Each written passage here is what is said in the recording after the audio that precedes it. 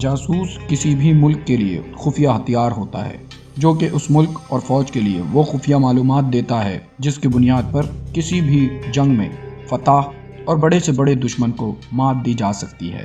پاکستان اور انڈیا نے اپنے قیام کے بعد سے اب تک کئی جنگیں لڑی ہیں اور ایک دوسرے پر بہت سے جاسوس خفیہ طور پر بھیجے، اور جاسوسی کا ایک پورا نظام آج بھی دونوں ممالک میں موجود ہے۔ لیکن وہ جاسوس ہی کیا جس کا راز فاش ہو اور دنیا اس کے بارے میں جان سکے۔ آج کی ویڈیو ایک ایسے ہی جاسوس پر مبنی ہے جس کے بارے میں دنیا جان تو سکی لیکن اس کی وجہ وہ خود نہیں تھا۔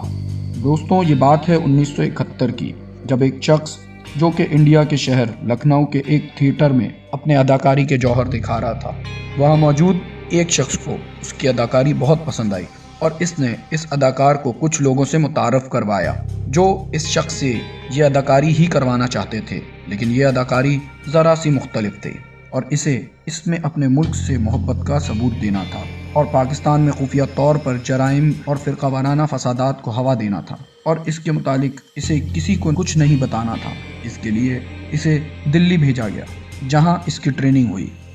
اور اسے مسلمانوں کے عبادات اور ان کے رہن سہن کے طور طریقے سکھائے گئے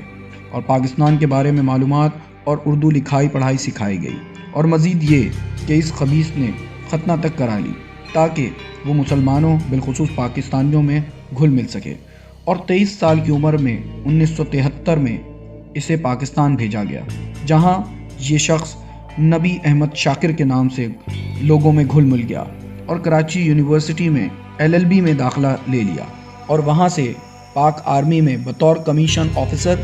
شمولیت اختیار کی، اور پاکستان میں یہاں اس نے شادی بھی کر لی جس سے اس کی ایک بیٹی بھی ہوئی،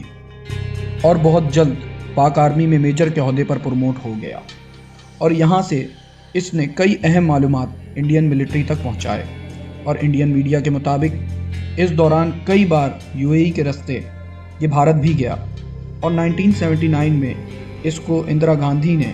بھارت تک پاکستانی اہم معلومات پہنچانے کے باعث بلیک ٹائگر کا ٹائٹل دیا۔ اس دوران انڈیا نے اس کو کچھ دوسرے مشن بھی سونپے جس کی تفصیلات ایک اور جاسوس عنایت مسیحا کے ذریعے بھیجی گئی، لیکن یہ جاسوس پاکستان داخل ہوتے ہی پاکستانی حساس اداروں کی گرفت میں آ گیا، جہاں انٹیروگیشن کے دوران عنایت مسیحا نے یہ راز افشاں کیا کہ پاک آرمی میں موجود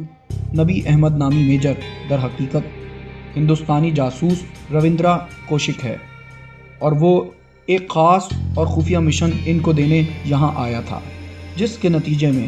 روندرا کوشک کو گرفتار کر لیا گیا اور سیالکوٹ جیل میں 2 سال سخت تفتیش کے بعد اس نے کئی دوسرے انکشافات بھی کیے، اور اس دوران بھارت سے رابطہ کرنے کی کوشش کی گئی لیکن بھارت نے اس کو تسلیم کرنے سے انکار کر دیا۔ یہاں پاکستان میں اسے سزائے موت سنائی گئی جس کو بعد ازاں عمر قید میں تبدیل کر دیا گیا، اور سیالکوٹ سے اسے کئی دوسرے جیلوں میں منتقل کیا گیا، اور اس نے وہاں سے خفیہ طور پر کئی دوسرے خط بھی بھیجے، لیکن وہ جانتا تھا کہ ان خط کا جواب اسے حاصل نہیں ہو سکتا، تو اس نے یہ پیغام بھیجا کہ ریڈیو اسٹیشن میں پروگرام کے ذریعے خفیہ طور پر مجھے میرے گھر کے حالات بتائے جائیں، جہاں اسے گھر کے حالات کے ساتھ ساتھ اپنے باپ کے مرنے کا علم ہوا،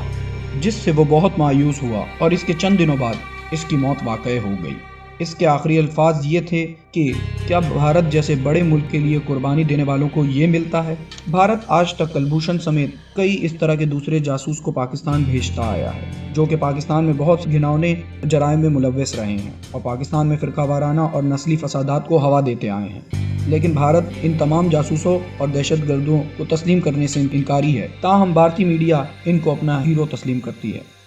امید ہے کہ ہماری آج کی یہ ویڈیو آپ کو پسند آئی ہوگی۔ مزید اس طرح کی ویڈیوز کو دیکھنے کے لیے ہمارے چینل کو سبسکرائب کریں اور گھنٹی کے آئیکن پہ کلک کریں۔